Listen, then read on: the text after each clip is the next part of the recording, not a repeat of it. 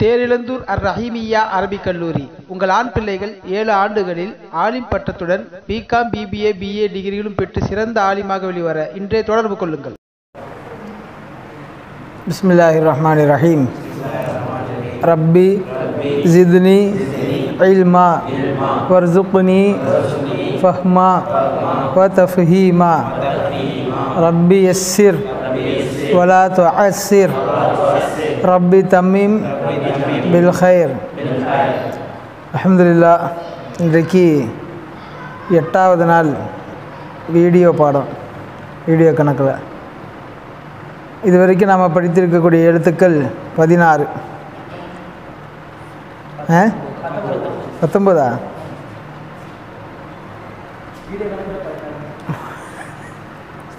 இல்லையே, வீடியோ கணக்குலையும் மாறாது. 19 எழுத்துக்கள் படிச்சிட்டோமா? ஓகே, இல்லை கரெக்டு தான், 19. இன்றைக்கு ஒரு 3 எழுத்துக்கள் படிச்சிடலாம். இன்றைக்கு படிக்கக்கூடிய 3 எழுத்துக்களுமே நமக்கு உச்சரிப்பில் பழக்கப்பட்ட எழுத்துக்கள், தலைவலி இல்லாத எழுத்துக்கள். முதலாவது நாம் படிக்க போகிறது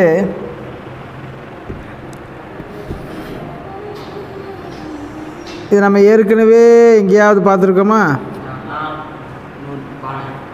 ஆமாம், பானை ஞாபகம் வச்சுக்க.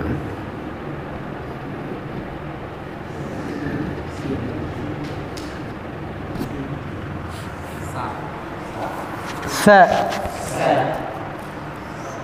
தமிழில் வரக்கூடிய சாதாரண ச. நம்ம ஏற்கனவே இதை எழுதி போட்டு இதுக்கு வேற ஒரு எழுத்து சொல்லிட்டோம். ஜ.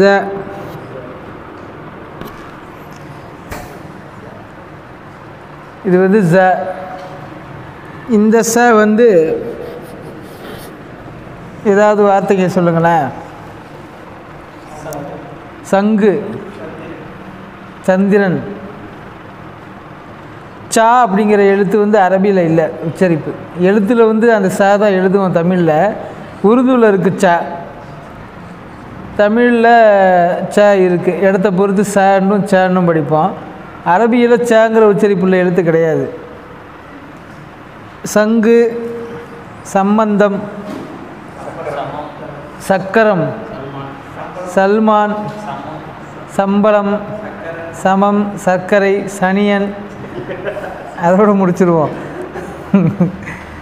ச நமக்கு ரொம்ப பழக்கப்பட்ட எழுத்து, அதிக ட்ரைனிங் தேவைப்படாத எழுத்து. ஒன்று வந்து ச. இந்த பானையை கவனிச்சுக்கோங்க, இன்னொரு 4-5 எழுத்தில் வந்துக்கிட்டே இருக்கும். அதை நல்லா பிக்கப் பண்ணிட்டோம்னாக்கா ஒரு 6-7 எழுத்துக்களை வந்து நம்ம பிரித்து அறியறதுக்கு வசதியாக இருக்கும், எழுதுறதுக்கும் ஈஸியாக இருக்கும். 2வது நாம் படிக்கிற எழுத்தும் அதே தான்.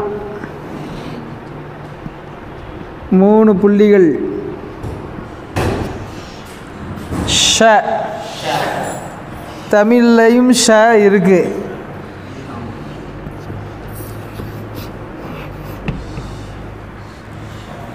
தமிழில் இது ஷ. இது ஒரிஜினலாக தமிழில் உள்ள எழுத்தில் வராது. ஆனால் தமிழில் நாம் வந்து ஷா உபயோகிக்கிறதா இருந்தால் இது தான் எழுதுவோம். உதாரணத்திற்கு ஷாஜஹான், ஷாம்பு, நிஷா.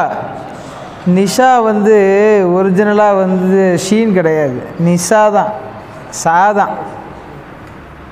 பொதுவாக நம்ம வந்து எல்லா இடத்துலையுமே நிஷா நிஷான்னு கூப்பிட்டு பழகிட்டோம். ஆனால் நிஷாங்கிறதே தப்பு, நிஷா தான். நிஷானா பெண்,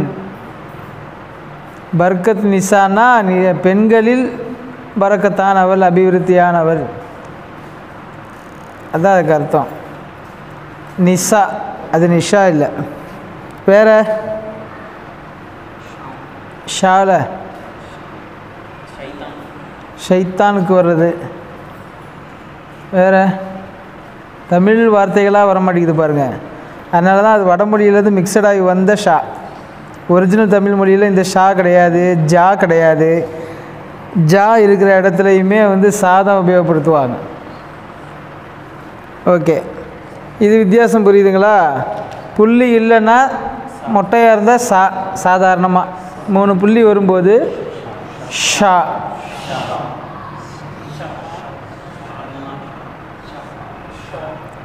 இப்போ இந்த இடத்துல ஒரு கேள்வி வரணும். அதுக்கு ஏன் 3 புள்ளி அப்படிங்கிறதோட கேள்வி பரிபூர்ணமாகலை. அதுக்கு ஏன் 3 புள்ளினா இதுலேருந்து வித்தியாசம் காட்டணும், அதுக்காக 3 புள்ளி. ஏன் 3 புள்ளிங்கிறது தான் கேள்வி. 1 புள்ளி கொடுத்தாலும் வித்தியாசம் வந்துடும்ல, 2 புள்ளி கொடுத்தாலும் வித்தியாசம் வந்துடும்ல அப்படின்னு கேட்டால், இது தனியாக இருக்கும் பொழுது எந்த பிரச்சனையும் இல்லை. நம்ம ஏற்கனவே சொன்ன பதில் தான். தனியாக இருக்கும்போது எந்த பிரச்சனையும் இல்லை. இதிலெல்லாம் கூட்டு எழுத்தாக வரும்போது ஏற்கனவே நாம் சொன்ன மாதிரி இந்த பானை நவுந்துடும். இப்போ இதோட வந்து இப்படி வரும். இது வந்து வெறும் எழுத்துடைய இதை மட்டும் போட்டிருக்கேன், புள்ளி எதுவும் இல்லை. இது வந்து பாவா யூஸ் பண்ணலாம், தாவா யூஸ் பண்ணலாம், சாவா யூஸ் பண்ணலாம், நூனா யூஸ் பண்ணலாம், சும்மா விட்டால் சாவாவும் யூஸ் பண்ணலாம். ஆச்சுங்களா? இப்போ இதில் 3 புள்ளி வைக்காமல் 1 புள்ளி மட்டும் இங்கே வச்சுருந்தாக்கா அதை என்ன எழுத்துன்னு சொல்ல முடியாது. அல்லது சொல்கிறதா இருந்தால் வேறு எழுத்து சொல்ல முடியும். சா, நா. 2 புள்ளி வச்சாலும் அந்த பிரச்சனை இருக்குது. தா. அந்த குழப்பம்லாம் வராமல் இருக்கிறதுக்கு 3 புள்ளி கொடுத்துட்டாங்க. இந்த இடத்துல ஒரு கேள்வி வந்திருக்கணும். நா, தா கீழே புள்ளி வச்சுருந்தா பா, இதோடையெல்லாம் குழப்பம் வந்திருக்கும்னு சொல்லிட்டோம். இப்போ 3 புள்ளி வச்சா சாவோட குழப்பம் வர வாய்ப்பு இருக்குதே. அப்படின்னா சா வந்து உபயோகம் ரொம்ப கம்மியாக உள்ள எழுத்து. எல்லா மொழிகள்லையுமே ஒரு சில எழுத்து ரேராக தான் உபயோகிப்போம். இங்கிலீஷில் எடுத்தாக்கா கியூ ரொம்ப ரேராக தான் வரும். அந்த மாதிரி தமிழில் வந்து ஞா, ஞான்னா ஞாயிற்கு வர்ற இதையும் சொல்லலாம். சங்கு, அது சொன்னோம் இல்லையா, இந்த எழுத்து வந்து உபயோகம் ரொம்ப கம்மியாக இருக்கக்கூடிய எழுத்து. அதுவும் இல்லாமல் 3 புள்ளிக்கு மேலே போகிற வந்து வளமை அரபியில் இல்லை. ஏற்கனவே சாவுக்கு 3 புள்ளி, இதுக்கு 3 புள்ளி, 4 புள்ளி கொடுக்குற மாதிரிலாம் வந்து அது இன்னும் முஷ்கிலாக்கிடும், சிரமமாக்கிடும். அதனால் அவங்க அந்த இது எடுக்கலை. அதிகமாக வரக்கூடியது சாவையும் ஷாவையும் கவனித்து ஷா தான் அதிகமாக யூஸ் ஆகும். சரிங்களா? அது ஒரு காரணம். சா 3 புள்ளி வந்து ஏன் வச்சதுன்னா சாவோட குழப்பமாகாதால சா ரொம்ப கம்மியான உபயோகத்துக்கு தான் வரும். அதனால் அதில் அந்த குழப்பம் வராது. 1 புள்ளி 2 புள்ளியில் வச்சா எவ்வளோ குழப்பம் வருமோ அந்த அளவு குழப்பம் 3 புள்ளிக்கு வராது. ஏன்னா அவர் சா வந்து ரொம்ப குறைவான இடங்களில் தான் வரும். ஓகே, இப்போ சா படித்தாச்சு, ஷா படித்தாச்சு. போதுமான விளக்கங்கள் இருக்கா? இதில் ஏதாவது குழப்பங்கள் எதுவும் இருக்கா? உச்சரிப்பு ரொம்ப ஈஸியானது. 3வது ஒரு எழுத்து இன்றைக்கி படிக்கலாம். அது எழுத்தில்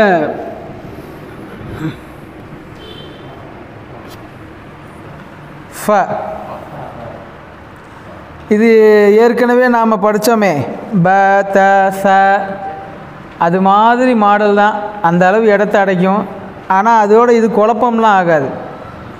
அதோட இது ஏன்னா இங்கே ஆரம்பத்துலேயே பெருசாக வந்து ஒரு டிஃப்ரெண்ட் காட்டிட்டோம். அதனால் பாத்தாசாவோட இது எப்போவுமே குழப்பம் ஆகாது. ஆனால் அந்த அளவுக்கு அகலமான எழுத்து. உச்சரிப்புலையும் நமக்கு தமிழில் ஆங்கிலத்தில், தமிழை விட ஆங்கிலத்தில் பிரதானமாக இருக்கக்கூடிய ஒரு உச்சரிப்பு ஃபா.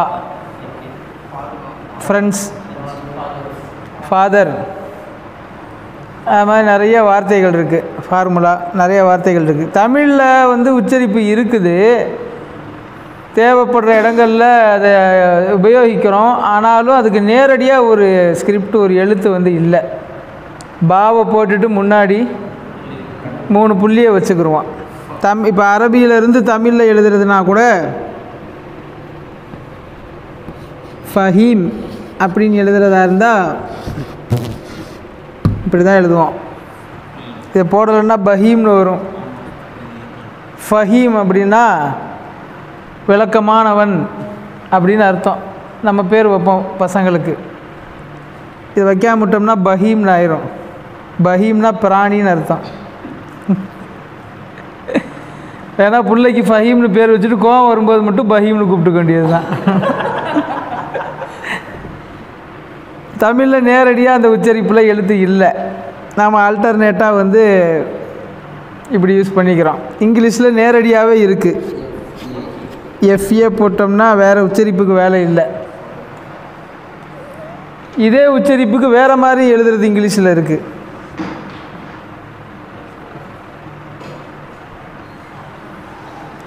ஃபா அப்படிங்கிற உச்சரிப்பை ஆங்கிலத்தில் வேறு மாதிரி எழுதுவாங்க. பி, ஆமாம், ஃபோன் எழுதும்போது எஃப்ஓஎன்இன்னு எழுத மாட்டோமே, பிஹெச்ஓன்னு எழுதுவோம் இல்லையா. இது நம்ம பாடத்துக்கு தேவையான தகவல் இல்லை, இருந்தாலும் அது உங்களுக்கு உபயோகப்படும். மொழிகளில் இப்படியெல்லாம் கூட வித்தியாசம் வருது அப்படிங்கிறதுக்கு. ஓகே, இப்போ நமக்கு முக்கியமானது ச, ஷ, ஃப. இதில் வந்து இந்த எழுத்துக்கு வேறு எதுவும் உச்சரிப்பு வந்து பங்காகாது. அந்த எழுத்தில் அது மட்டும்தான் வரும். கூட்டு எழுத்தாக வரும்போது நமக்கு அதில் வந்து எந்த குழப்பமும் வராது. ரொம்ப ஈஸியான எழுத்து ஃபா. உச்சரிப்பு அதிகம் ட்ரைனிங் பண்ண வேண்டியதில்லை, நம்ம ஏற்கனவே பழக்கத்தில் உள்ளது. சா, ஷா, 3 எழுத்துக்கள் போதுங்களா?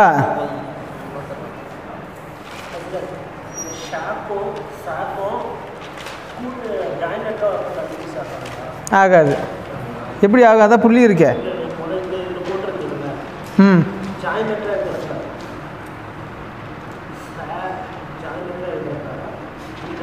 ஆகாது. சா ரொம்ப குறைவான இடங்களில் தான் வரும்.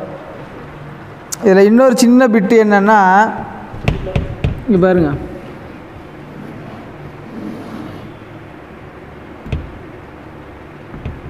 இது என்ன,